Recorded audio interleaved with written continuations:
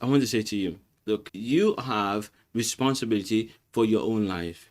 And if you make up your mind that regardless of what anybody does, I'm not going to lose my joy, that means you're beginning to understand the love workout method. And that's the godly method. That's the scripture method. That's why the Apostle Paul was able to write, rejoice evermore. You make up your mind, I will not let anyone hurt me and continue to hurt me. So they've done something, it hurts me. I will not let my joy be lost. I will not lose my joy. And of course, how would you do that? Understand that anybody that's doing anything, there's one thing that they want. They want to be loved unconditionally.